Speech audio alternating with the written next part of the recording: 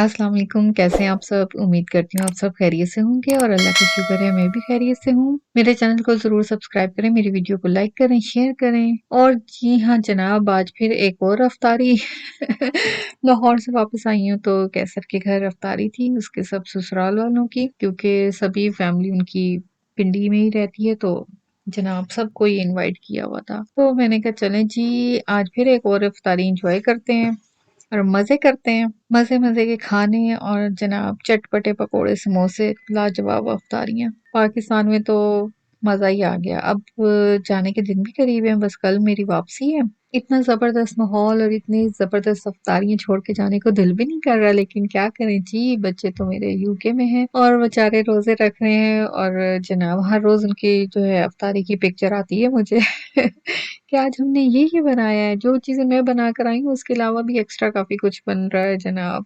सही मज़े करा रहे हैं उनके पापा। मैंने कहा चलें जी आप खुश रहें, एन्जॉय करें और यहाँ पे परी साहिबा अपनी मस्तियाँ कर रही थी। रोज़ा खोलने के बाद हम नमाज़ पढ़ के फारिग हुए तो परी की अपनी मस्तियाँ स्टार्ट हो गई। मेरा दुपट्टा लेके जनाब घूम फिर रही थी।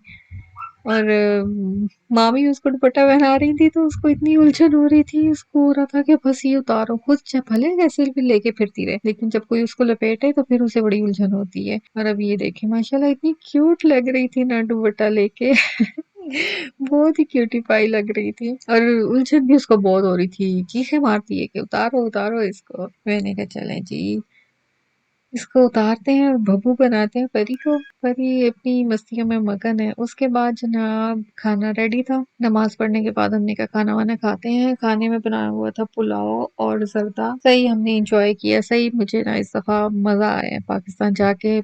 और मुझे तो ऐसे लग रहा है कि मैं पता नहीं इस दफा सिर्फ पाकिस्तान खाने ही गई हूँ खा खा के ही बुरा हाल लग गया तो मैं सबको कहती थी बस करो, रहम करो। लेकिन अब ज़ाहिर है कि जब कोई इतने प्यार से बनाता है तो फिर खाना भी पड़ता है। भले थोड़ी क्वांटिटी में खाओ लेकिन खाना ज़रूर होता है, हर चीज़ को चखना पड़ता है। और माशाल्लाह से बहुत ही मज़ा आया, बड़े मज़े-मज़े की इफ्तारियाँ थीं। बस एक ही कमी थी कि मियाँ साहब और बच्चे यहाँ पर थे। अगर वो भी मेरे साथ वहाँ होते ना तो फिर तो हमने खूब एन्जॉय करना था, बहुत मज़ा आना था।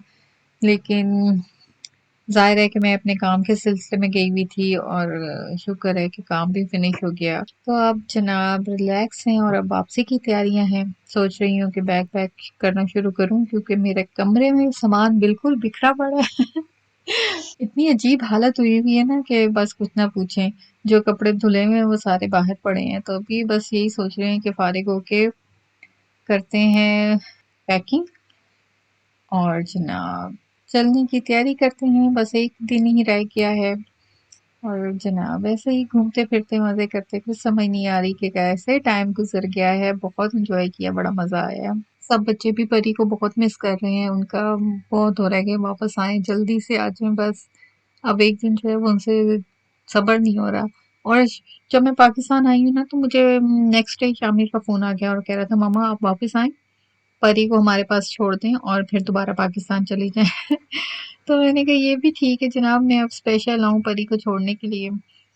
और इन मटकों को देख लें, इनके अंदर कुछ नहीं जाता, ये हर चीज में यही करती है, नहीं नहीं नहीं कुछ नहीं खाती, पता नहीं क्या करती है। बस दूध दे दो और जूस दे दो और बस जूस के साथ खेलने दो इसको और कुछ ना करने दो। बस सारा टाइम ऐसे ही गुजर जाता है खेलते शरारते करते हुए। चलें जी, कैसर के घर अफ्तारी हुई तो ये फायदा हुआ कि मैंने सबसे मिल लिया, क्योंकि जब लास्ट टाइम मैं नवंबर में गई थी तब भी मैं किसी से नहीं मिल सकी थी। सोचा तो यही था कि सबसे मिलूंगी, लेकिन झंग सर को था मेरा काफी टाइम लग गया।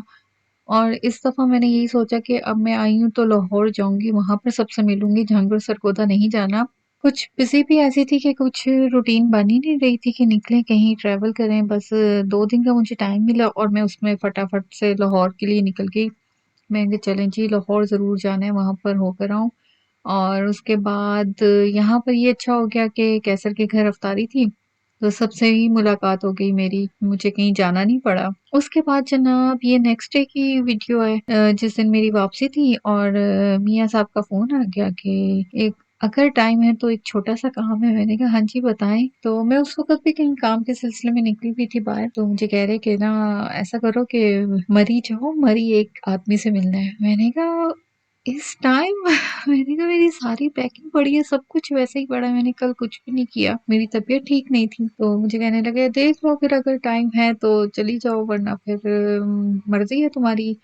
मैंने कहा अच्छा चलें देखती हूँ क्योंकि वहाँ पे 11 बज रहे थे सुबह के जब इनका फ़ोन आया मुझे। फिर मैंने सोचा अच्छा चलो अब मरी कौन-सा दूर है, 3-4 घंटे ही लगेंगे ना, मैं इफ्तारी से पहले वापस आ जाऊँगी, वैसे भी मुझे एयरपोर्ट 8-9 बजे निकलना था। तो जनाब वहीं से मैं घर गई, मैंने परी को पकड़ा, उसकी रोटी बनवाई आमने से और गाड़ी में रखी क्योंकि जब मैं सुबह काम के लिए निकली वो सो रही थी। तो जनाब उसको मैंने लिया और वहीं से हम लोग सीधा मरी के लिए निकल गए और मैंने कहा चलें जी आपको भी मैं मरी के नज़ारे कराती हूँ, रास्ते के व्यू दिखाती हूँ, इतने माशाल्लाह मज़े का व्यू होते हैं और बड़ा मज़ा आता है मरी के सफ़र का। मैंने कहा चलें जी इसी बहाने परी का भी पहला सफ़र हो गया मरी का, वरना तो मैंने सोचा था कि जब सब बच्चे आएँगे तो फिर मैं परी को लेके जाऊँगी, सबको लेकर जाऊँगी। लेकिन अब अचानक से बन गया प्रोग्राम तो मैंने सोचा जब नेक्स्ट टाइम बच्चे आएँगे ना फिर मैं इन सबको लेके जाऊँगी मरी और मरी में इतना अच्छा वेदर था ना, इतनी ठंडी हवा चल रही थी ना, बहुत मज़ा आया मुझे तो। हम लोगों ने एसी बंद कर दिए गाड़ी के और हमने कहा चलें जी हम इस हवा को एन्जॉय करते हैं। अच्छा लोगों ने तो वहाँ पे कुछ स्वेटर और जैकेट्स भी पहनी हुई थी जो वहाँ के रिहायशी थे ना, तो मैंने कहा शायद इनको ठंड लग रही होगी लेकिन हमें तो बहुत अच्छा लगा। ठंड नहीं थी लेकिन ठंडी हवा चल रही थी, बड़ा मज़ा आया, बहुत ही मज़े का वेदर था। और ये देखें ये पहाड़ में सारी नीचे आबादी है, इतने घर थे ना, मैंने कहा लो इनकी भी कैसी लाइफ होगी। खैर हमने वहाँ पे काफ़ी मज़ा किया, थोड़ी देर घूमे फिरे, जिससे मिलना था उससे मुलाकात की और जनाब वापसी की तैयारी की क्योंकि परी जो है वो भी काफ़ी अब थकी भी लग रही थी मुझे जाती तो गाड़ी में ही है लेकिन सही जो है ना इस दफ़ा मेरे साथ थकावट वाला सफ़र रहा है पूरा टाइम हम लोगों ने ना बस ट्रैवलिंग ट्रैवलिंग और रेस्ट कम था और जनाब घूमना फिरना हमारा ज़्यादा था काम के सिलसिले में। वैसे मैं तो चली जाती थी, परी को घर ही सुला कर जाती थी। टाइमिंग ऐसी थी कि रात को वो देर से सोती थी, सुबह देर से उठती थी 12-1 बजे तक, तब तक मेरा ये कोशिश होती थी कि मैं वापस आ जाऊँ और इसी तरह से बस हमने कहा चलो थोड़ा-सा मरी के बाज़ार में भी चक्कर लगाते हैं, लेकिन इतनी चढ़ाई थी, रोज़ा रखा हुआ था तो मेरा तो बुरा हाल हो गया। मैंने कहा शहरी को शहरी वापस आ जाओ भई, नहीं जा सकता। हम लोगों से नहीं ये चढ़ाइयाँ चढ़ी जा सकती बहुत मुश्किल है चढ़ना। वहीं से जनाब थोड़ा-सा ड्राई फ्रूट मैंने चेक किया लेकिन जो चीज़ मुझे चाहिए थी चलो वो ज़ेब उनके पास है ही नहीं। मैंने कहा चलो जी शहरी मुझे कहता आज फूफो अंदर मार्केट चलते हैं। मैंने कहा नहीं नहीं इतनी हिम्मत नहीं है, ना ही माल रोड जाना है क्योंकि बहुत मुश्किल है, इस्लामाबाद से ही ले लेंगे हम लोग जो भी लेना है। यहाँ पर हम गाड़ी का वेट कर रहे थे और फरीज़े खा रही थी चिप्स, उसको भूख लगी हुई थी क्योंकि जैसे ही रोटी मैं उसकी बना के लाई थी वो पूरी की पूरी वैसे ही पड़ी थी, उसने बिल्कुल भी नहीं खाए। और जनाब आखिरकार 6-7 साल के बाद मैं खा रही थी आज फालसे मुझे बहुत ख्वाहिश थी कि मैं जाऊँ और फालसों का सीज़न हो लेकिन पूरा टाइम मुझे नहीं मिले और ये लास्ट डे मैं जब अपने काम से फारिग होके निकली तो वहां पर मुझे फालसे वाला नजर आया। मैंने कहा भाई गाड़ी रोको, जो मर्जी है चाहे जितने मर्जी महंगी है ना, मुझे ये फालसे चाहिए। तो मैं उस वक्त सिर्फ एक पाव ही फालसे लेकर आई। मैंने कहा मैं खा लूं, बाकी बाद में खाते रहना। और अभी तकरीबन और अभी स्टार्ट में 1000 के पर केजी थे फालसे। मैंने कहा लो जी फालसों को भी आग लग गई है इतने महंगे लेकिन खैर जनाब मैं अपने लिए तो थोड़े से लाई। मैंने कहा मैं खा के जाऊं, बाकी सबकी खैर है, बाकी सब सीजन में खाते रहना जब सस्ते हो जाएंगे। मरी से वापस आके भी मेरा एक चक्कर बाजार का लगा, एक चक्कर के 2 चक्कर कैसर के बाजार के लगे। इतना मेरा मतलब एंड के दिन का जो काम था वो रह गया और मरी जाने की वजह से सारा रुक गया क्योंकि बच्चों के जो फरमाइशी प्रोग्राम थे ना वो लास्ट डे पे मैंने चीजें लेनी थी उनकी। किसी को कुरकुरे चाहिए थे, किसी को नूडल्स चाहिए थे, किसी को कुछ चाहिए था और शामिर को हेडफोन्स चाहिए थे। तो वो हम लोग जो है लास्ट डे पे रखा हुआ था कि आराम से जाके शॉपिंग कर लूंगी मैं और बस बैग में रखूंगी और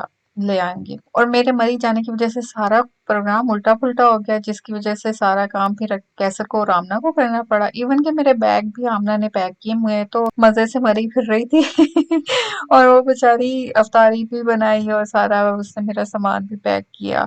फिर बाकी जो सामान आके खरीदा वो फिर मैंने फटाफट पैक किया। लेकिन शुक्र है अल्लाह का कि हम लोग टाइम पे फारिग हो गए थे और तकरीबन 8 साढ़े 8 बजे मैं घर से निकल गई थी हमने कहा चलो जी चलते हैं अब एयरपोर्ट। और एयरपोर्ट जाके अब हम लोग बोर्डिंग करा के जनाब लाउंज में बैठे हुए थे, क्योंकि प्रीजे बहुत तंग कर रही थी। फिर मैंने इसको सीट में बिठाया, मैंने कहा तुम यहाँ पे बैठो जरा। और जनाब ये जहाज में जब हमें खाना मिला ना, तो उसके बाद प्रीजे के जरा काम देखे, बॉटल को योगर्ट के साथ कलर कर रही थी।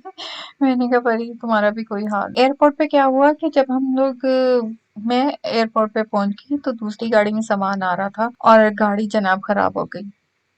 पता चला कि गाड़ी तो स्टार्ट ही नहीं हो रही, बिल्कुल बंद हो गई है। और कैसर हमें एयरपोर्ट ड्रॉप करके दोबारा गया, जाके वहां से आधे रास्ते से सामान लेकर आया एयरपोर्ट। और फिर जनाब उसको, मैं तो खैर अंदर चली गई, लेकिन मैं जब प्लेन में बैठ गई, मतलब 2-3 घंटे के बाद, मेरी 12:40 पे फ्लाइट थी, तब मुझे कैसर का फोन आया कि अब हम लोग घर जा रहे हैं। मैंने कहा तुम लोग अब जा रहे हो, बहुत लेट हो गए, क्या बात है? तो कहता गाड़ी खराब हो गई थी और गाड़ी ठीक ही नहीं हो रही थी। तो बच्चे और आमना जो है वो एयरपोर्ट पर ही घूम फिर रहे थे और मैं उनके पास था रास्ते में। फिर वहां से वो वैन मंगवाई, उसमें गाड़ी लोड करवाई और गाड़ी को वो टो करके लेके जा रहे हैं और मैं अब बच्चों को लेके जा रहा हूँ। मैंने कहा भाई अल्लाह तुम लोग कितना वहां पे फिरते रहे, ख्वार हो गया आज तो। लेकिन कह रहा कोई बात नहीं, अब उसको ड्राइवर को भी अलग नहीं छोड़ सकते थे, तो इसलिए से फिर हमने काम पूरा करवाया, तो अब घर जा रहे हैं। मैंने कहा अच्छा चलो तुम लोग भी खैरियत से जाओ। और हम लोग भी जनाब रात का सफर करके पहुंच चुके थे लंदन। लंदन के बाद मेरी थी मैनचेस्टर की फ्लाइट। और अब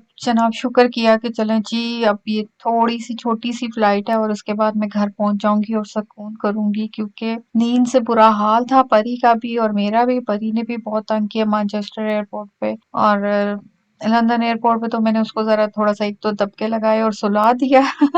क्योंकि मेरा स्टे वहां ज्यादा था, तकरीबन 3 घंटे का था, तो टाइम खत्म होने में ही नहीं आ रहा था। दूसरा हमें गेट नंबर ही नहीं पता था, वो उन्होंने कहा जी हमें 1 घंटा पहले अनाउंस होगा। तो इतना मुश्किल हो गया ना कि क्या करें। अगर गेट नंबर पता हो तो बंदा जाके बैठ जाता है तसल्ली से।